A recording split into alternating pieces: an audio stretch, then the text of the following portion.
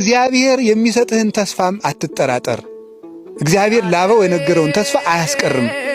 እግዚአብሔር እውነት ይኖር ይሆን ብለህ መከራ ሲበዛብህ ጊዜ ወይ ሃይማኖት ትክክል አይደለም ወይ እግዚአብሔር የለም ብለህ አትጠራጠር።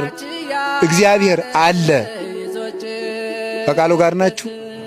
ዳይሙ ትልወ ለእግዚአብሔር፣ እግዚአብሔርን በፍጹም ልቡና ተከተለው ነው።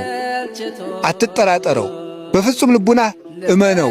ወኢትህድጎ እሱን ደጅ መጽናቱንም አትተው፣ ወደ ኋላ አትበል።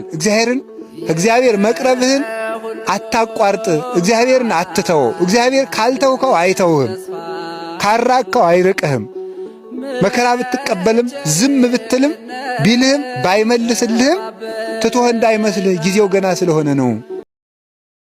የምንወደውን ነገር መጠቀም አይደለም ማክበር፣ እንዲኖር ማድረግ ነው። ለሱ ለምትወደው ሰው ህልውና፣ ለምትወደው ሰው መቀጠል መኖር ነው። ለሚወዱት መኖር ነው እንጂ የሚወዱትን ሰው ለኔ ኑርልኝ ማለት አይደለም። ይገርማል እኮ። ለሚወዱት ነገር ኢንቨስት ነው የምናደርገው ወይስ የምንወደው መሬት ነው ኢንቨስት የሚያደርግልን? የሆነ ብር ከፈለክ ኢንቨስት ታደርጋለህ እንጂ ባለ መሬቱ ነው እንዴ ለአንተ ኢንቨስት የሚያደርግልን? ስለዚህ እኛ ግን የምንፈልገው ምንድነው? የምንወደውን ሰው ነው ዋጋ የምናስከፍለው። ለምንወደው ሰው ሳይሆን ዋጋ የምንከፍለው የምንወደውን ሰው ዋጋ እናስከፍለዋለን። በጣም የሚያስደንቀው እንጠቀምበታለን እንጂ አንጠቅመውም። እንዲጠፋን የምናደርገው፣ እንዲጎዳን የምናደርገው፣ ከኛ እንዲርቅ ነው የምናደርገው። ፍቅር ይደከምለታል። እምነት፣ ተስፋ፣ ፍቅር ማለት ይሄ ነው። የፍቅራችሁ ድካም እስኪ በሉ እንጂ እና ፍቅር ሲደክሙለት ነው ትርጉሙ የሚታወቀው ነው። አንድ ሰው ምግብ አልጣፍጠኛል አለ። ቅዱስ ዮሐንስ አፈወርቅ ምንድን አለ? አልርብህ ብሎ ነው ያለ። ሲርብህ ምን ይልሃል? ይጣፍጥልሃል። የምግብ ጣዕም የሚታወቀው ሲርብህ ነው። ፍቅር ጣዕም የሚኖረው ሲደክሙለት ነው፣ ሲለፉለት ነው፣ ሲታገሱለት ነው፣ ሲችሉለት ነው፣ ሲታመሙለት ነው። በዚህ ዓለም አንዱ ችግር ምን መስላችሁ? የተመኘነው ነገር ስናገኘው ያስጠላል። ሰው ከተመኘው ጋር ሰው ለመኖር ያቅድና ሲደርስ ይሰለቸዋል። ከተመኘው ሀገር ይሄድና ሲደርስበት ይሰለቸዋል። ደስታ ማሳደድ ነው ኑሯችን። ሁሉን ነገር ስናገኘው መሰልቸት፣ ስናገኘው መሰልቸት፣ ስናገኘው መሰልቸት፣ ስናገኘው መሰልቸት። አዲስ ነገር እናጣለን። ትውልድ ይመጣል፣ ትውልድ ይሄዳል። ከፀሐይ በታች ምንም አዲስ ነገር የለም። ሁሉም ነፋስን እንደመከተል ነው። መንግሥተ ሰማያት ግን እማያልቅ ደስታ ነው። በጣም ውብ ነገር አይታችሁ ተመኝታችሁ አታውቁም? የኔ በሆነ እንደው ይሄ የኔ በሆነ ብላችሁ በቃ እሱ ያያችሁት ነገር ራሱ ከንቱ ነው። እሺ በጣም ድንቅ የሆነ ነገር ሰምታችሁ የኔ በሆነ ብላችኋል፣ እሱም አይመጥንም ነው። እንዲው ይሄ ነገር እንዲው የኔ ቢሆን ብላችሁ ተመኝታችኋል፣ እሱም ቀላል ነው። በቃ ከፈለጋችሁ በአጠቃላይ የሰባቱ አህጉር በሙሉ የኔ ቢሆን በሉ። ይሄም ሐሳብ በጣም ጥቂት ነው እና እንዴት ነው ሲባል በቃ ልብ አያስበው። ልብ ማሰብ አይችልም የመንግሥተ ሰማያትን ደስታ። ቤተ ክርስቲያን ስትሄድ አትሰቀቅም። ምንም ሆነ ሂድ፣ ሌባሁን፣ አመንዝራሁን፣ ነፍሰ ገዳይሁን፣ ቀማኛሁን፣ ምን ሁን፣ ወደ ክርስቶስ ቤት ስትመጣ ሊፈረድብህ አትመጣም። ሊምርህ ነው ያመጣ። የልብ መድኃኒት ለኩላሊት አይሆንህም። ለኩላሊት የሚሆነው ለጨጓራ ይታዘዛል። ለሌላ መሆኑስ ቀርቶ ሳይድ ኢፌክቱ በቀረልን። የእግዚአብሔር ቃል ግን ለሁሉም በሽታ የምናዘው አንድ መድኃኒት ነው። መድኃኒቱ አንድ ነው። ለሁሉም በሽታ ይታዘዛል። አንድ ሰው የእግዚአብሔር ስለሆነ ጤና ያገኛል ማለት አንችልም። የእግዚአብሔር ባለመሆኑ ጤና ያጣል ማለትም አንችልም። ታማችሁ ጸበል ተጠምቃችሁ ስላልዳናችሁ እግዚአብሔር ትቷችሁ አይደለም። ስለዳንም ከሰው ለይቶ እግዚአብሔር ስለወደደን አይደለም። መከራ ትዕግስት ያስተምራል፣ ትዕግስትም ተስፋን ያስተምራል፣ ተስፋ ደግሞ አያሳፍርም ይላል። ቤተ ክርስቲያን የመሄድ የመጀመሪያው መስፈርት ምን እንደሆነ ታውቃላችሁ? ምህረት ማድረግ ነው። ምህረት የሌላቸው ሰዎች ምህረት አያገኙ። ቤተክርስቲያን ስትሄዱ ማንንም የሚከስል ሌና ሊኖረን አይገባም። ምህረት ሳይኖረን እግዚኦ ማረነ ማለት፣ ምህረት ሳይኖረን ማረኝ ትላለህ። አትምርም። ቢያንስ ተው ይተውላችኋል፣ ይቅር በሉ ይቅር ይላችኋል። ወንዶች በሽታቸው ምንድን ነው? ዝሙት። ሴትን ባዩ ቁጥር በዝሙት መነደፍ ማለት። ሴቶች የእነሱ በሽታቸው ምንድን ነው? ትውዝፍት፣ ጌጥ ማብዛት ማለት። የካህናት በሽታቸው ምንድን ነው? ትዕቢት ነው። አይምሯችን ረቂቅ፣ እግዚአብሔርን የሚያሰላስል፣ ስለ እግዚአብሔር የሚያሰላስል፣ ስለ እግዚአብሔር የሚናገር፣ ስልጣናችን ምጡቅ፣ ተወዳዳሪ የሌለው ማለት ነው። ባላንጣ የማይነሳበት። እኛ ያሰርነውን መንግስት አይፈታው ይላል። እንዲህ ያሉ ይታበያሉ። የመነኮሳት በሽታቸው ደግሞ ምንድነው? ስስት ነው።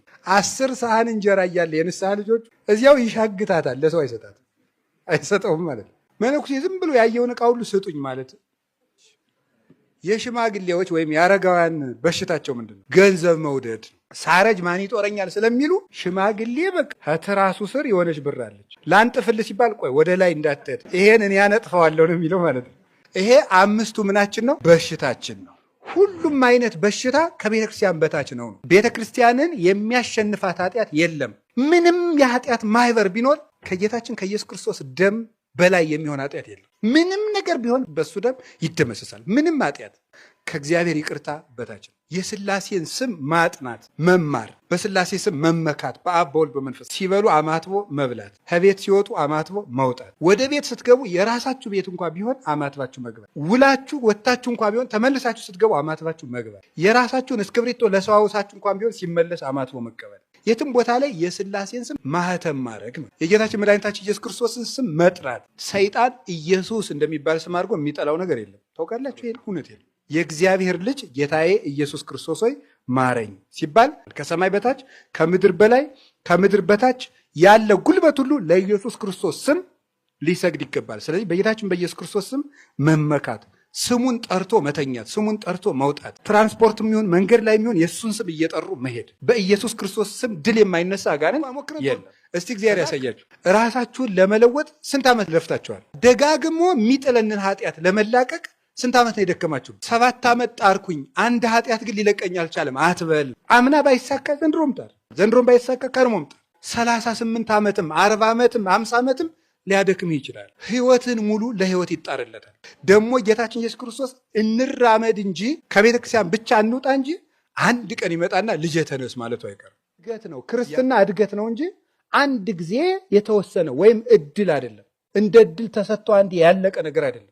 ድኛለሁ አይደል ብለህ የምትኖረው አይደለም። ሁልጊዜ መዳንህን ከክርስቶስ ጋር ይዘህ የምትቀጥለው ነው። ስትወድቅበት የኖርከው ስጋ ወደ ስህተት ሲጥልህ፣ ወደ ዝሙት ሲጥልህ፣ ወደ ሌብነት ሲጥልህ፣ ወደ ውሸት ሲጥልህ፣ ወደ እንቅልፋምነት ሲጥልህ፣ ወደ ሆዳምነት፣ ወደ ዘረኝነት፣ ወደ ስድብ ሲጥልህ የነበረውን ስጋ ተሸከመው። አሁን ግዛውና ወደ ገነት ይዘው ሂድ።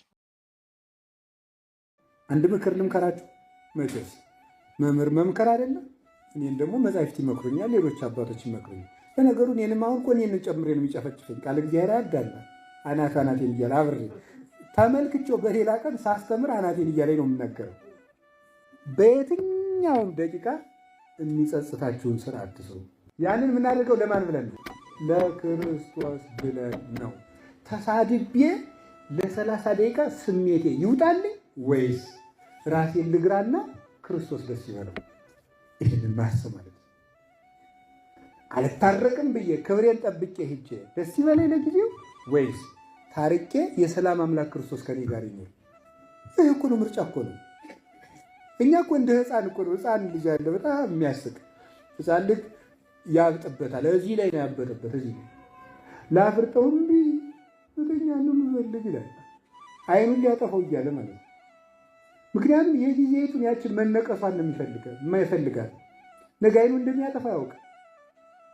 እኛም የጊዜዋን ያችን ፍርጥ የምትለውን ደስታችን ብቻ እንፈልጋለን።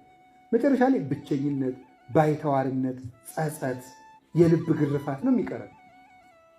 ግን ነፃ የምንወጣው ግን አይምሯችን ሰላም የሚሰማው ተበድለን ይቅርታ ስንል ማሩኝ፣ አላበጀሁም፣ አላወቅኩም፣ አዎ እዩብኝ ስንል ልቡናችን ሳይጸጸት ጸሎት ስንነቃ ንቅት ብለን እንነቃለን።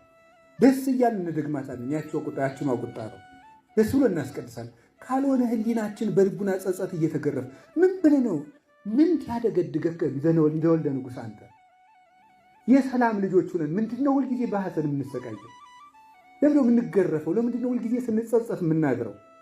እኔ እውነቴን እኮ ነው የእግዚአብሔር ቤተሰቦች፣ እኔ ለመንግሥተ ሰማያት ብቻ ብዬ አይደለም አሁን የማስተምረው። በምድር እያለን ራሱ ሐዘን የሌለው ህይወት እንድንኖር እፈልጋለሁ። ለምን ሰላም አይኖረንም እንዴ? ምን ሆነን የምንሰቃየው? እኛ እኮ ውሉደ ሰላም እኮ ነን። ክርስቶስ እኮ ሰላም ነው። የእሱ ልጆች ለምንድን ነው ሰላም አተን የምናደር? ለምን ሰላም አተን እንውላለን? ደስ ብሎን መዋል ሲገባል ሳይጎለን እንዴ ደሙን ቀርቶ ሰጥቶን ስጋውን ቆርሶን ምን ብለን ነው? ልብስ እያለን የምንራቆት ለምንድን ነው? ምግብ እያለን የምንከሳ ለምንድን ነው? ፈውስ ዓለም ኢየሱስ ክርስቶስ ተሰቅሎ ጤና የምናጣ ለምንድን ነው? አይምሯችን ሰላም ክርስቶስ አባታችን ሆኖ አይምሯችን የሚበጠበጥ ለምንድን ነው? ሰላምን መፈለግ አለብን። ሰላምን የምናገኛት ደግሞ እኛው ልብ ውስጥ ነው። ይህን እናድርግ። የሚጸጽተንን ስራ አንስራ።